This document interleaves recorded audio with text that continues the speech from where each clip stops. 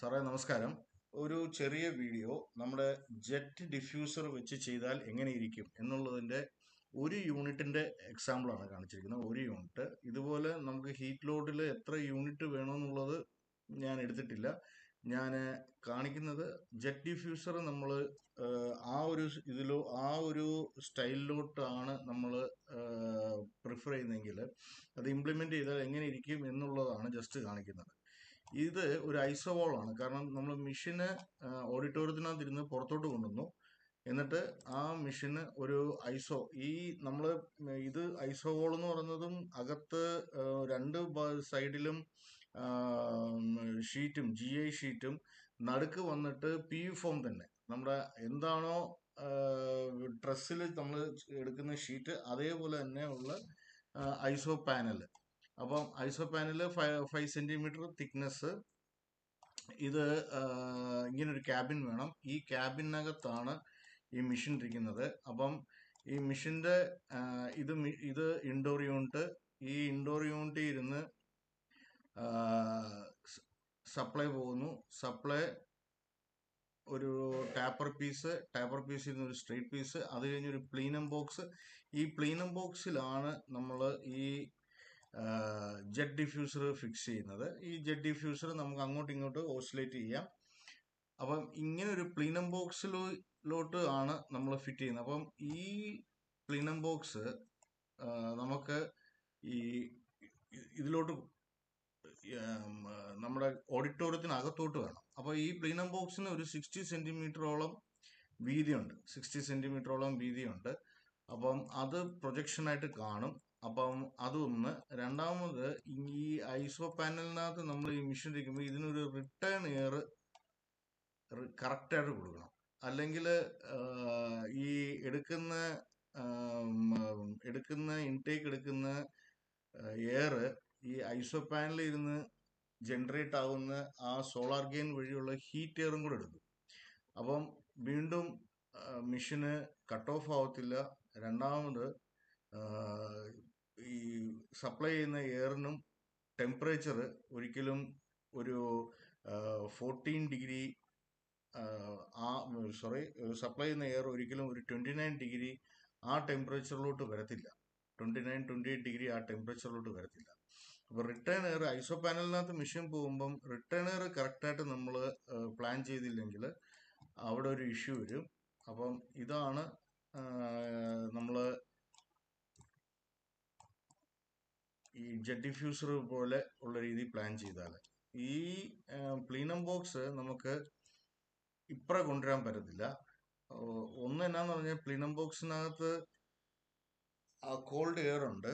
അത് ഐസോ പാനലിനകത്ത് വെച്ചിട്ട് അവിടെ നിന്ന് ഈ ജെറ്റ് ഡിഫ്യൂസർ അത്രയും എക്സ്റ്റൻഷനിൽ എടുക്കാൻ പറ്റത്തില്ല. ജെറ്റ് ഡിഫ്യൂസർ പിന്നെ അല്ലെങ്കിൽ ഫ്ലെക്സിബിൾ ഓസിലൊക്കെ എടുക്കണം. അപ്പോഴും എല്ലാം പ്രശ്നം എന്നാന്ന് പറഞ്ഞാൽ അതിൻ്റെ കൂളിംഗ് എഫക്റ്റിനെ അത് ബാധിക്കാനുള്ള സാധ്യതയുണ്ട്. എന്താണേലും പ്ലീനം ബോക്സ് നിർബന്ധമായിട്ടും ഐസോ പാനലിലോട്ട് കൊണ്ടുപോകണമെന്നുണ്ടെങ്കിൽ ഐസോ പാനലിലോട്ട് കൊണ്ടുപോവാം. ഇങ്ങനെ വേണേലും ചെയ്യാം. ഒരു മിനിറ്റ്.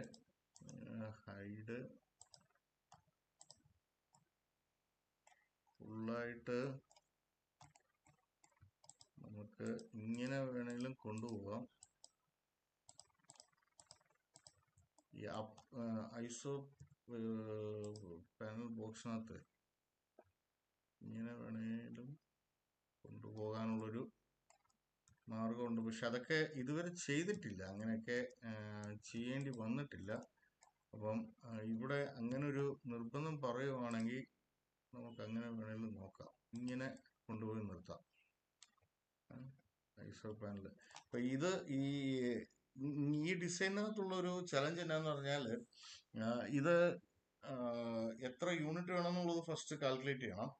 കാരണം ഡക്റ്റ് ഇല്ലാത്തത് കൊണ്ട് ഈ മെഷീൻ്റെ ത്രോ എന്ന് പറയുന്നത് ഒരു 30 ഫീറ്റ് ഒക്കെയാണ് ഒരു 11 ടണ്ണിൻ്റെ ത്രോ. മെഷീൻ്റെ ടണ്ണേജ് കുറയുന്നതനുസരിച്ച് ഒരു 20 ഫീറ്റ് നോക്കിയാൽ മതി. രണ്ടാം കാര്യം, ഈ മെഷീന് ഏകദേശം 4.5 മീറ്റർ ഫ്ലോറിൽ ഇരുന്ന് ഹൈറ്റിലാണ് നിൽക്കുന്നത്. ഉണ്ട് 4.5 മീറ്ററോളം ഫ്ലോറിൽ നിന്ന് ഹൈറ്റ് നിൽക്കും. കാരണം ഇത് അതിലും താത്ത് കഴിഞ്ഞാലുള്ള പ്രശ്നം, ഇവിടെ നമുക്ക് ഈ ഏരിയയിൽ ഒരു 1.5 മീറ്റർ ഞാൻ ഇട്ടിട്ടുണ്ട്. അല്ലെങ്കിൽ ഇപ്പൊ എത്ര ഇടുന്നത്, ഒരു മീറ്റർ 1.25 മീറ്ററോളം ഞാൻ ഇട്ടിട്ടുണ്ട്. കാരണം ഈ ഇത്രയും ഉണ്ടെങ്കിലേ ഉള്ളൂ ഈ മെഷീൻ്റെ താഴത്തെ ട്രേ ഒക്കെ നമുക്ക് ഊരിയെടുക്കാനും സർവീസ് വരുമ്പം ഡ്രെയിനേജും കാര്യങ്ങളൊക്കെ ഊരിയെടുക്കാനും എല്ലാം സാധിക്കത്തുള്ളൂ. അപ്പം ഈ ഐസോ പാനലിനകത്ത് മാത്രമല്ല, ഈ മെഷീൻ ഹാങ് ചെയ്യണമെന്നുണ്ടെങ്കിൽ ഒരു GA സ്ട്രക്ചറും കൂടെ വേണം. എന്നിട്ട് ആ GA സ്ട്രക്ചറെയാണ് ഈ ഐസോ പാനൽ കവർ ചെയ്യേണ്ടത്. അപ്പം ഇങ്ങനെയാണ് നമ്മളൊരു പ്ലീനം ബോക്സിലോട്ട് പോവുകയാണെങ്കിൽ, പ്ലീനം ബോക്സ് ഈ പുറത്തോട്ട് ചാടിക്കാതെ നമുക്ക് വേണമെങ്കിൽ അകത്തോട്ടാക്കാം. പക്ഷെ ഈ അകത്തോട്ടാക്കുമ്പോൾ ഉള്ള ഇഷ്യൂ എന്നാന്ന് പറഞ്ഞാൽ, സാറ് ഈ ബെൽറ്റ് പോകുന്നു, അല്ലെങ്കിൽ ബീം പോകുന്നു, ബീമിന്റെ മേളിൽ വീണ്ടും ഇഷ്ടിക കെട്ട് വരുന്നു, അതിന്റെ മേളിൽ വീണ്ടും ബീം പോകുന്നു, അങ്ങനെ ഒരു സ്ട്രക്ചർ അല്ലേ. അപ്പം ഇതിനെല്ലാം ഇത്രയും ഓപ്പണിങ്, കാരണം ഇത് തന്നെ ഏകദേശം 150 സെന്റിമീറ്റർ ഉണ്ട്, ഇത് ഒരു മീറ്റർ ഉണ്ട്. അപ്പൊ ഇത്രയൊക്കെ ഞാൻ പറഞ്ഞ ഇതുണ്ടോ, ഈ ഹൈഡ് ഇത് ഇപ്പം മാറും. ഇങ്ങനെ ഓപ്പണിങ് നമുക്ക് ആ ഇഷ്ടിക കെട്ടിൽ കൊടുക്കണം. അപ്പൊ ഈ 1 മീറ്റർ ഓപ്പണിംഗ് ഒക്കെ എന്ന് പറഞ്ഞു കഴിഞ്ഞാൽ മേളത്തെ ഇഷ്ടിക നിൽക്കുവോ, അല്ലെങ്കിൽ പിന്നെ ഇവിടെയും വീണ്ടും വാർക്കണ്ടേ, അങ്ങനെയൊക്കെയുള്ള ഇഷ്യൂസ് ഈ പറഞ്ഞ അങ്ങനെയൊക്കെയുള്ള ചലഞ്ചസ് ഇവിടെ ഉണ്ട്. അപ്പം നിർബന്ധമായിട്ട് ഈ റിട്ടേണർ ഇങ്ങനെ കൊടുക്കണം. അതുകൊണ്ട് തന്നെ ഈ ക്യാബിന് അതും കൂടെ ഞാൻ ജസ്റ്റ് പറയാം, ഞാൻ ഈ ഡ്രോയിങ് ആയിട്ട് തരാം.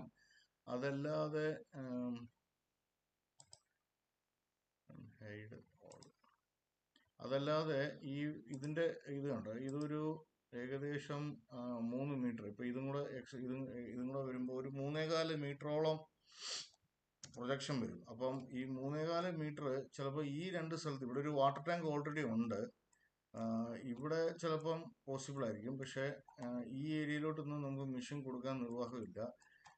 അതേപോലെ ഇത് കിച്ചണാണ്, ഇത് കിച്ചണ്, സോറി, അത് കിച്ചണ്. ആ ഏരിയയിലോട്ട് വരും. ഈ ഏരിയയിൽ 4.5 മീറ്റർ ഉണ്ടോ, അല്ലെങ്കിൽ ഒരു 3.5 മീറ്റർ ഉണ്ടോ? ഇതാപ്പാടെ 3 ഫുള്ള് തികച്ചാലും 32 സെന്റിമീറ്ററേ ഉള്ളൂ, 32 സെന്റിമീറ്ററേ ഉള്ളൂ.